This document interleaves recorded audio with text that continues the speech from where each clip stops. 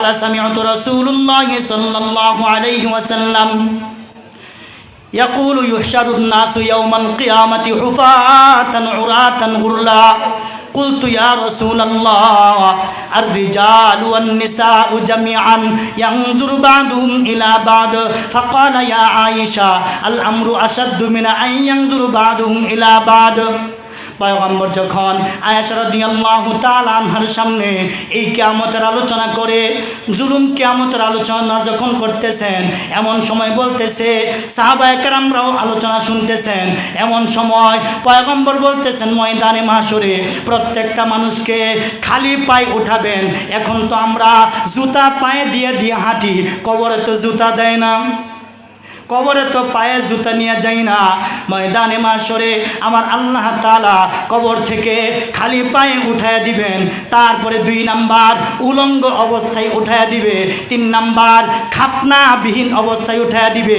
এখন আমরা যারা আছি আমরা মুসলমান, প্রত্যেকের কিন্তু সুন্নতে খাতনা করা আছে।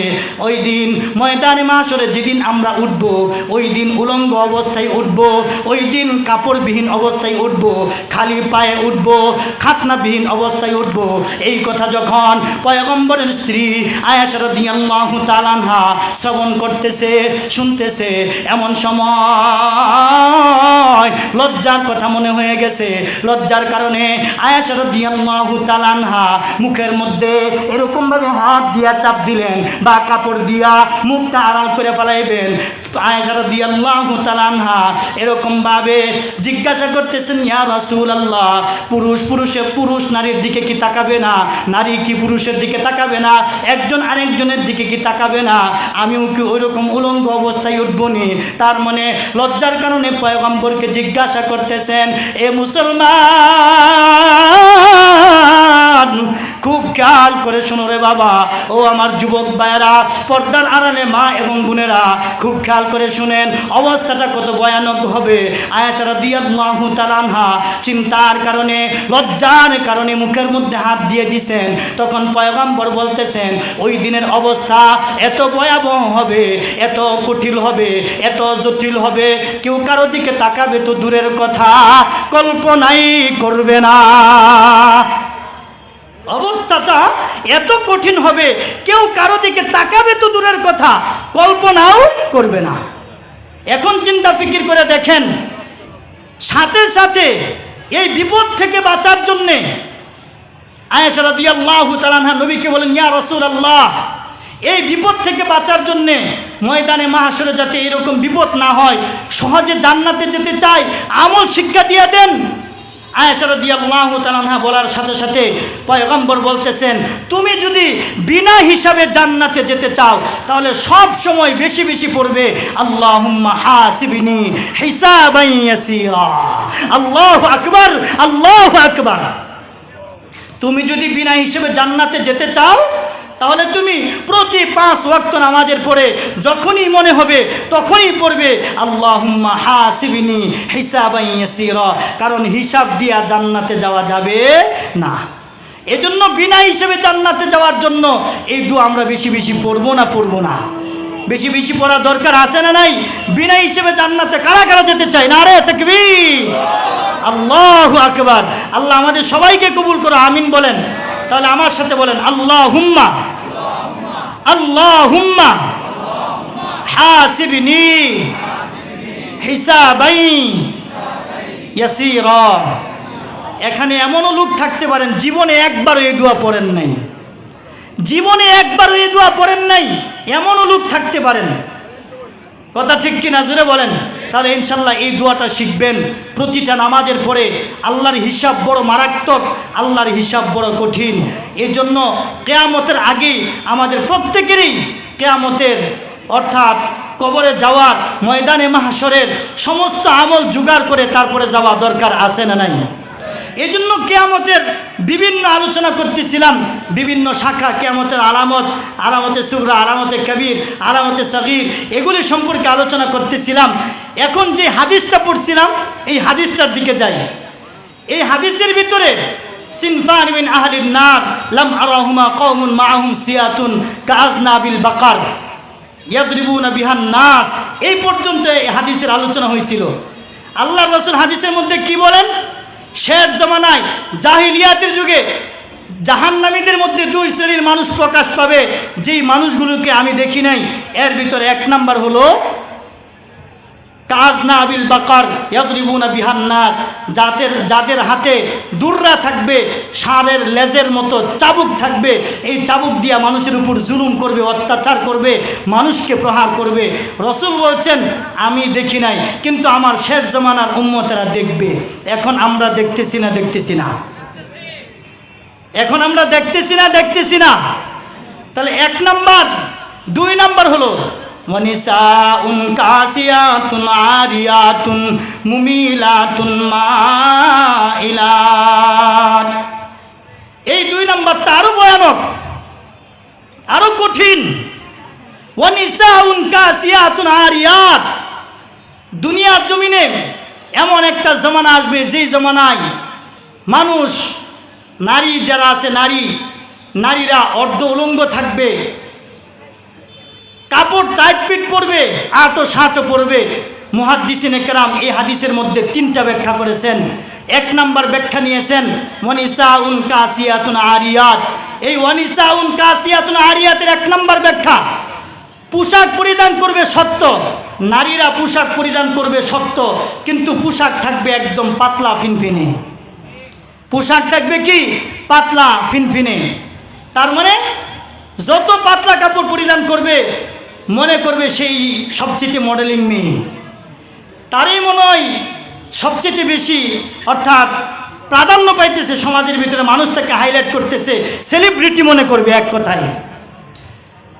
এক নাম্বার। দুই নাম্বার হলো ওয়ানিসাউন কাসিয়াতুন আরিয়াতের ব্যাখ্যা, পোশাক পরিধান করবে মোটা সোটা, কিন্তু পরবে টাইট পিট। পোশাক পরিধান করবে মোটা, কিন্তু পরবে টাইট পিট। মহিলারা জিন্সের প্যান্ট পরে না? জিন্সের প্যান্ট পরে না? টি শার্ট গায়ে দেয় না? গেঞ্জি গায়ে দেয় না? তাহলে মোটা সত্য, কিন্তু টাইট ফিট। তার মানে শরীরের অঙ্গ প্রত্যঙ্গ যা কিছু আছে সব কিছু বোঝা যায়। হারাম। কুল্লুকুম রাইন ওয়া কুল্লুকুম মাসউলুন আন রাইয়াতিহি। পয়গম্বর হাদিসের মধ্যে বলেন, সহিহ হাদিস বুখারীর, দুনিয়াতে প্রত্যেকটা মানুষ দায়িত্বশীল। তার দায়িত্ব সম্পর্কে ময়দানে মাহশরে মালিকের কাছে জবাব দেওয়া লাগবে। এখন আপনি আমি প্রত্যেকেই কিন্তু বাবা, নতুবা ভাই, নতুবা জামাই, স্বামী, নতুবা ছেলে, একজন আসি না নাই?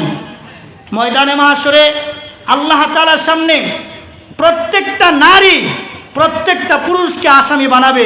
একজন নারী 4 জন পুরুষকে আসামি বানায়, তারপরে সে নিজেও জাহান্নামে যাবে এবং ওই 4 জনকেও জাহান্নামে নিয়ে যাবে। এখন ওই লোকগুলো কারা? দেখেন আপনি আমি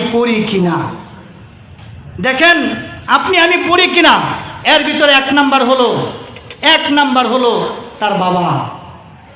এখানে আমরা যারা বাবা আছি, যারা মেয়েদেরকে পোশাক এরকম পরিধান করাইতেছি জাহান্নামে যাওয়ার জন্য, দায়ুস হওয়ার জন্য, আমি বাবা জাহান্নামে যাওয়ার জন্য যথেষ্ট। সন্তানকেও জাহান্নামে ঠেলে দিলাম, আমি নিজেও জাহান্নামে চলে গেলাম। কথা ঠিক কিনা? জোরে বলেন। এখন চিন্তা ফিকির করে দেখেন, 1 নাম্বার অপরাধী বাবা। 2 নাম্বার অপরাধী হলো বাবা যদি না থাকে তাহলে বড় ভাই। 2 নাম্বার কি? বড় ভাই। যদি বড় ভাই না থাকে 3 নাম্বার বিয়ে হয়ে গেলে স্বামী। এখন যদি স্বামীও ইন্তেকাল করে, যদি স্বামী না থাকে, যদি ছেলে থাকে, তাহলে তার বড় ছেলে। এখন এই 4 জন পুরুষ আছে না নাই? হয়তোবা ভাই, হয়তোবা বাবা, হয়তোবা স্বামী, হয়তোবা ছেলে। এই 4 জনের মধ্যে একজন আপনি আমি আসি, অথবা এই 4 জনের মধ্যে 4 জনই আসি। কথা ঠিক কিনা? জোরে বলেন। আল্লাহর কাছে জবাব দেওয়া লাগবে। আল্লাহ কোরআনের মধ্যে বলেন, ইন্নাল্লাযীনা ইউহিব্বুনা আন তাশিআল ফাহিশাতু ফিল্লাযীনা আমানু লাহুম আযাবুন আলীমুন ফিদ দুনিয়া ওয়াল আখিরাহ। নিশ্চয় যারা চায় মুসলমানদের ভিতরে নির্লজ্জতা, বেহায়াপনা, বেলিল্লাপনা প্রকাশ পাক, তাদের জন্য দুনিয়াতেও শাস্তি, আখিরাতেও শাস্তি। নাউযুবিল্লাহ। তাদের জন্য দুনিয়াতেও শাস্তি, আখিরাতেও শাস্তি। তাহলে আমরা যারা আছি, আমরা অনেকেই কিন্তু চাই মুসলমানদের ভিতরে আমার মেয়ে যত অর্ধ উলঙ্গ থাকুক, সেলিব্রিটি ততই হবে। কথা ঠিক কিনা? জোরে বলেন। আমি আমার মেয়েকে নায়িকা বানাইতে পারি, আমি আমার মেয়েকে গায়িকা বানাইতে পারি, কিন্তু আমি আমার সন্তানকে দ্বীনি ইলম শিক্ষা দিতে পারি না। এরকম কাওনাত নুরানি তালিমুল কুরআনে ভর্তি করতে পারি না। হতভাগ্য, দুর্ভাগ্য। এবং যেই জায়গায় মাদ্রাসা আছে, যেই জায়গায় দাওয়াতে তাবলীগ আছে, যেই জায়গায় কোরআন হাদিসের আলোচনা হয়, ওই জায়গাগুলো আরো দেখে দেখে জেনে বুঝে বন্ধ করতে পারি। কথা ঠিক কিনা জোরে বলেন?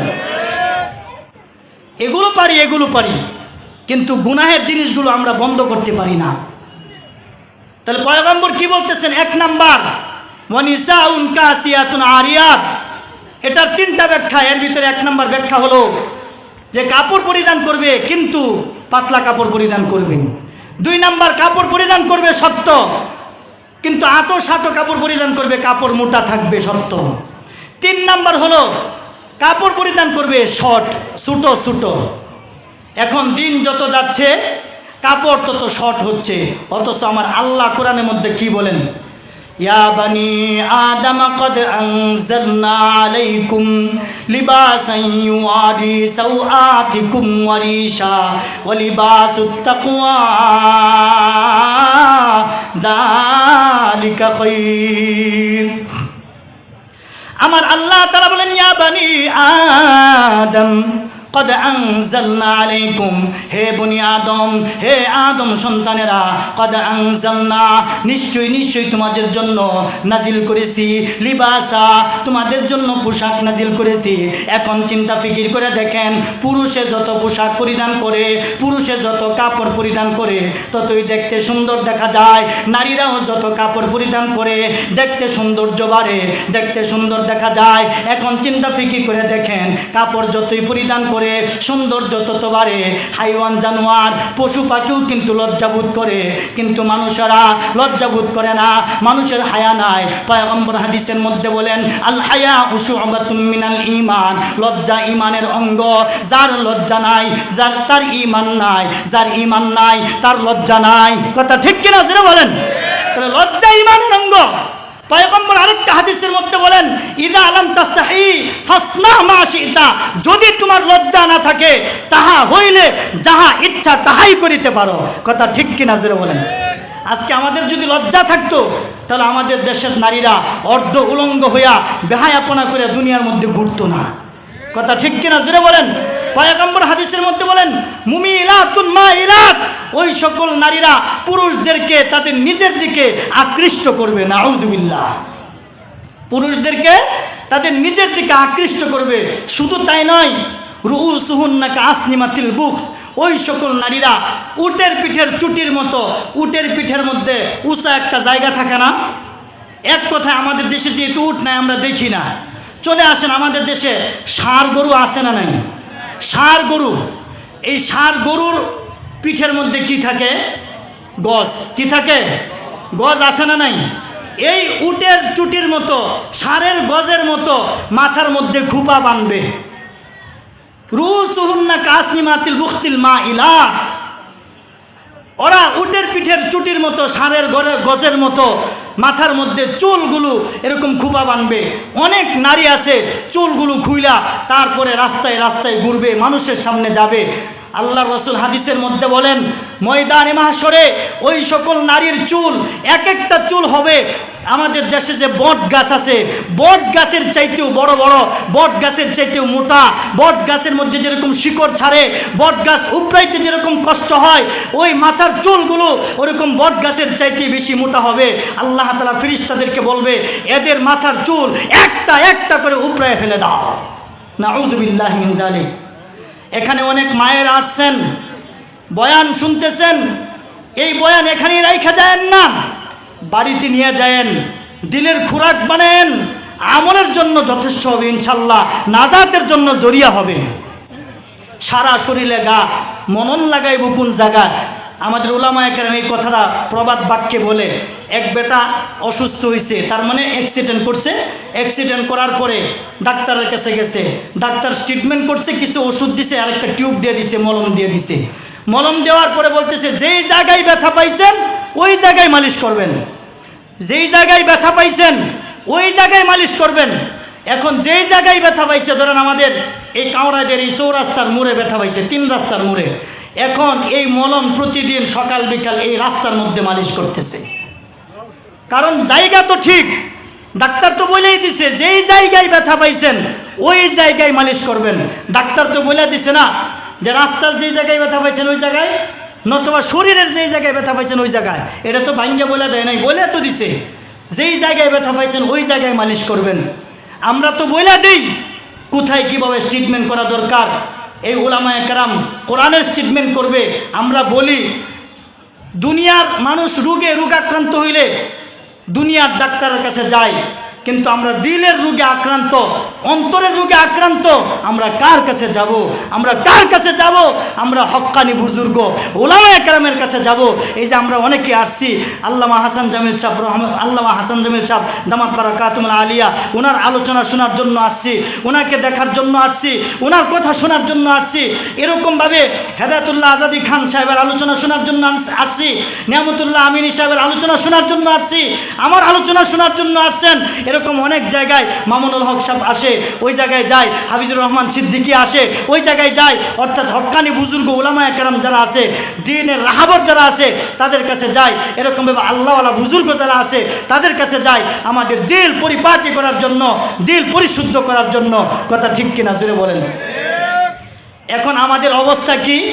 দিন যত যাচ্ছে আমরা গুনাহের দিকে তত যাচ্ছি, গুনাহের প্রবণতা আমাদের বাইরে যাচ্ছে। আমরা গুনাহ করি আর বুক টান করে করে ঘুরি, আর মানুষের কাছে ফখর করি, বন্ধুর কাছে যায় বলি জানোস আমি আজকে এই কাজ করেছি, এরকম যায় গুনাহ প্রকাশ করি। অথচ রাসূল বলছেন গুনাহ করে বেড়াইছো, গোপন রাখো, গোপনে গোপনে তওবা করো, আল্লাহ বলেন আমি মাফ করে দিব। লা তাকনাতু মির রাহমাতিল্লাহ, লা তাকনাতু মির রাহমাতিল্লাহ, বান্দা তুই আমার রহমত থেকে নৈরাশ হইস না, আমি তোকে মাফ করে দিব। সুবহানাল্লাহ বলেন। কিন্তু আমরা গুনাহ করি আর তওবাও করি না। আমরা গুনাহ করি আরেকজনের সাথে সাথে অহংকারের সাথে যায় বলি যে আমি এই কাজটা করছি, জানোস তুই করতে পারবি? কয় না। এই যুবক চিন্তা ফিকির করে দেখেন, মরা লাগবে না, কবরে যাওয়া লাগবে না। ময়দানে মাহশরে কিয়ামত হওয়ার পরে ময়দানে মাহশর কায়েম হবে, ওই ময়দানে মাহশরে দাঁড়াতে হবে না জোরে বলেন। দাঁড়াতে হবে না জোরে বলেন। এই জন্য পয়গম্বর বলতেছেন যে দুনিয়াতে এমন কিছু নারী আসবে যেই নারীগুলো মানুষকে, পুরুষদেরকে নিজের দিকে অর্থাৎ মহিলাদের দিকে আকর্ষণ করবে। এই হাদিসটা আমি ইশারের নামাজের আগেও বলছিলাম। হযরত আনাস রাদিয়াল্লাহু তাআলা আনহু রাসূলের খেদমতে ছিলেন 10 বছর, আর হযরত আনাস রাদিয়াল্লাহু তাআলা আনহু ছাড়া এই হাদিসটা আর কেউ বর্ণনা করে নাই। হাদিসান লা ইউহাদ্দিসুকুম বিহি গায়রি ক্বালা মিন আশরাতিস সাআ। এর ভিতরে 1 নম্বর হলো ইয়াযহারাল জাহাল, মূর্খতা প্রকাশ পাবে। 2 নম্বর হলো ওয়ায়াকিলাল ইলম, ইলম হ্রাস পাবে। 3 নম্বর হলো ওয়ায়াজহারাজ জিনা, জিনা ব্যভিচার প্রকাশ পাবে। নাউযুবিল্লাহি মিন যালিক। রাসূল কি বলতেছেন? জিনা ব্যভিচার প্রকাশ পাবে। এখন চিন্তা ফিকির করে দেখেন আমরা কেমনে জিনা করতেছি। আমরা চোখে দেখে জিনা করি, আমরা হাতে দইরা জিনা করি, আমরা পায়ে যায় জিনা করি। অনেক মানুষ আছে পতিতালয়ে যায় না। অনেক মানুষ আছে পর নারীকে হাত দিয়ে স্পর্শ করছে, আছে না নাই? অনেক মানুষ আছে পর নারীর সাথে এই ঠোঁট দিয়া কথা বইলা মজা পায়। অনেক নারী আছে পুরুষের সাথে কথা বইলা মজা পায়, আছে না নাই? পয়গম্বর হাদিসের মধ্যে বলেন আমাকে যখন আল্লাহ তাআলা জান্নাত জাহান্নাম সব কিছু অবলোকন করাইলেন, সব কিছু যখন গুড়া দেখতে বললেন, আমি জান্নাত জাহান্নাম যখন দেখলাম, জাহান্নামের গেট দিয়ে যখন গেলাম, যাওয়ার পরে এক শ্রেণীর পুরুষ এবং নারীকে দেখতে পেলাম যাদের হাতের মধ্যে গুটা লাগানো, তার মানে পেরাক লাগানো অবস্থায় এরকমভাবে টান করে হাতের মধ্যে পেরাক লাগায়া দাঁড় করায় রাখছেন ওয়ালের সাথে, এরকমভাবে ঠোঁটের মধ্যে পেরাক লাগায় রাখছেন, জিহ্বা টাইনা গোটা লাগায় রাখছেন, পায়ের মধ্যে গোটা লাগায় রাখছেন, নারীদের বেস্ট স্তনের মধ্যে টাইনা গোটা লাগায় রাখছেন। পয়গম্বর ফেরেশতাকে জিজ্ঞাসা করে, জিবরিলকে জিজ্ঞাসা করে এদের এই অবস্থা কেন, এরা এই কাজ, এদের এই শাস্তি কেন? তখন বলতেছে এই নারীগুলো, পুরুষগুলো, এই নারীরা পুরুষদেরকে হাত দিয়ে স্পর্শ করত, পুরুষেরা নারীদেরকে হাত দিয়ে স্পর্শ করতো, আর ছুট দিয়া কথা বলতো, জিব্বা দিয়া কথা বলতো।